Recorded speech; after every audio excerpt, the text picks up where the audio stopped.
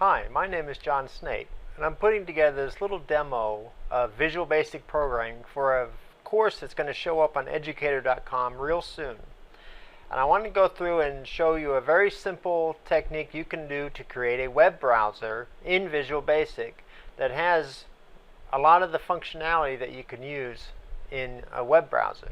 So let me open up our Visual Studio. Now you can use the Express version, you can use 2008, 2005. I'm just going to go ahead and use 2010 Professional because that's the version that I have. Don't worry if you don't have this version. The Express version of 2010 works just as well, and it's free.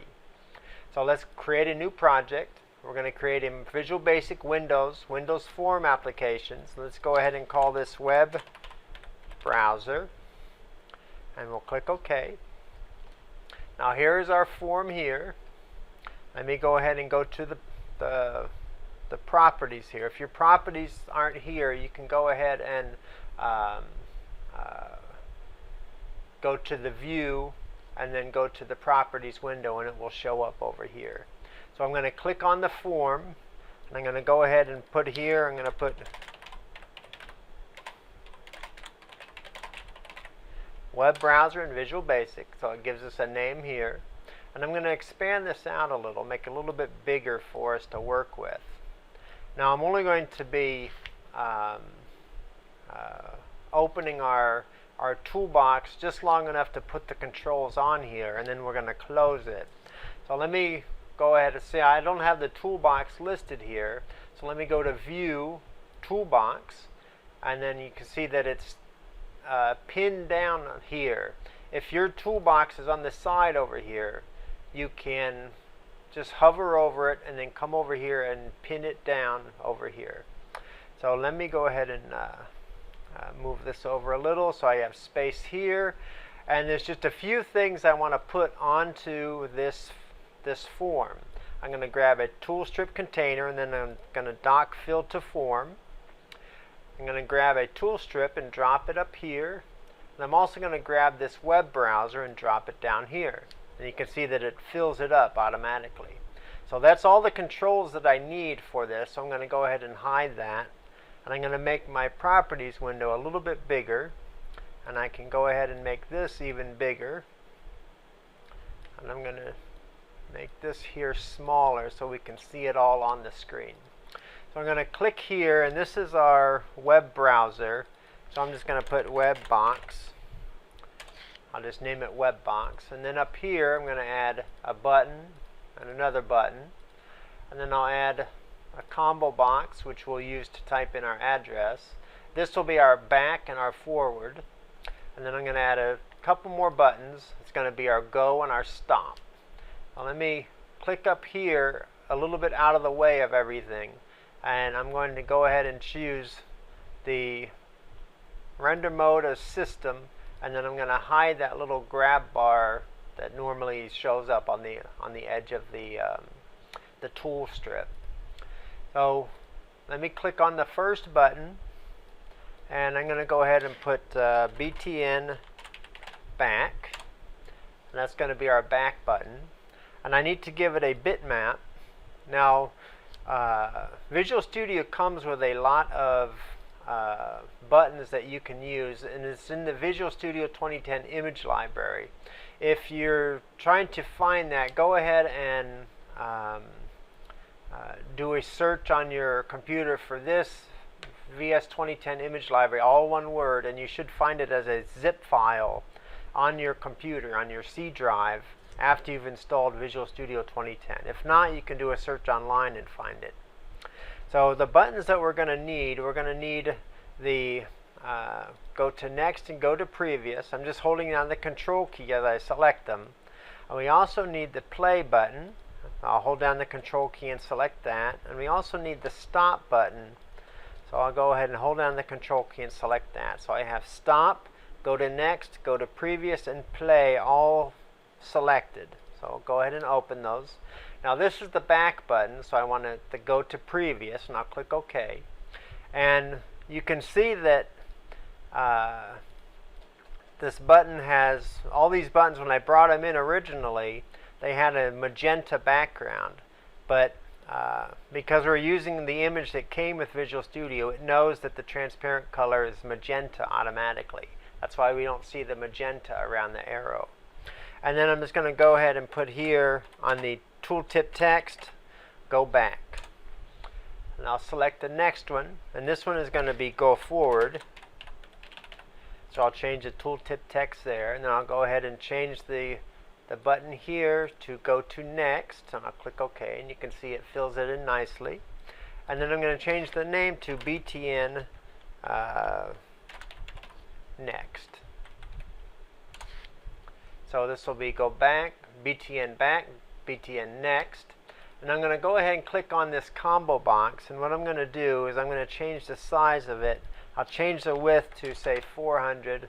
Actually, I can actually make it 500, and that way we got plenty of space to type in our web addresses. Now I'm going to go to this button here, and this button is actually going to be our VTN Go. That's just the name, that's how I refer to it in code. And then I'll come down here and I'll put Go, the little exclamation point, and let me choose what button it's going to be. It's going to be the play button.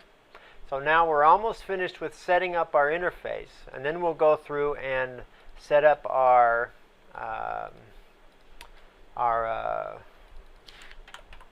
code after we've got all the interface set up. So we have VTN Stomp. So now we have all of our code, but if let's go ahead and save it. If we run it, it doesn't do anything.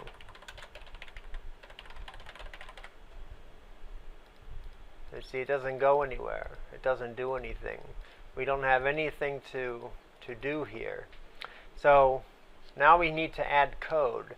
And the code is actually probably one of the easiest parts of this whole thing. We're just going to go to the first button and double click it. And we'll double click the next button. Then we'll double click the next button. And then we'll double click the last button. So in our button back, we basically have our web box, go back. And then now that I'm here, I'm just going to hit the down arrow key, and it will add in the two parentheses that we need automatically. And then I'll click down here and I'll go web box, go forward, and again I'll hit the down arrow key. It'll fill that one in. Then we have web box dot stop.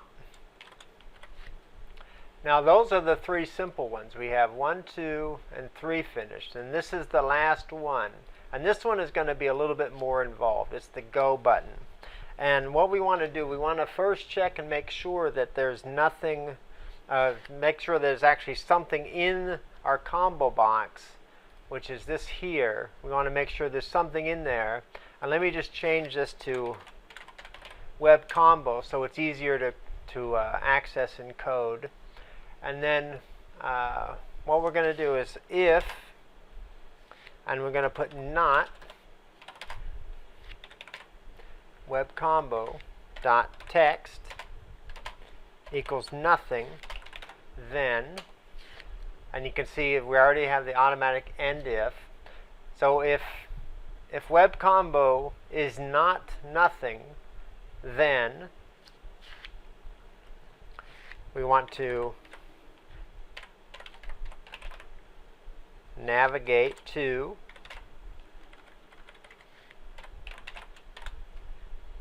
that location. So if we actually type in an address, we want to navigate to that location. And then we want to add in whatever this value was, whatever website we typed in, we want to add it to the combo box so then we can access it later. So what we're going to do, we'll put our web combo. We're going to add in the exact same thing.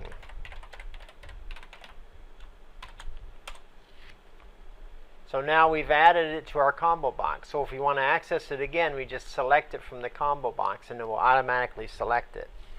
Now, we don't want to have like 3,000 entries in our combo box. So what we're going to do, we're going to check and make sure if it's greater than 20, if the number of items in there is greater than 20, then what we want to do, we want to remove the first item. So we'll go ahead and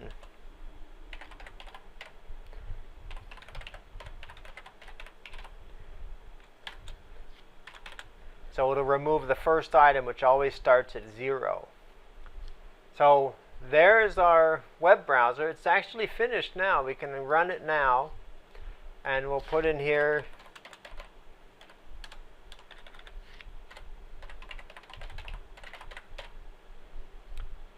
and we'll hit the go, and it will load up the Microsoft website.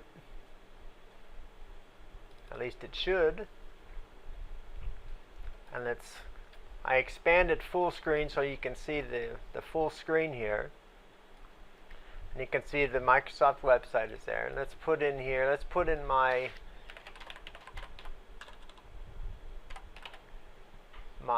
photography website. We'll hit go. And you can see I'm still logged in my WordPress account here, because this is just a regular web browser. This is just like Internet Explorer. And you can see I have the whole website available here, but I also have other values here that I can access. So let me go ahead and choose Microsoft, and we'll hit go, and you can see that there it is right there. And then just let me hit go a whole bunch of times, and now we have a whole big long list.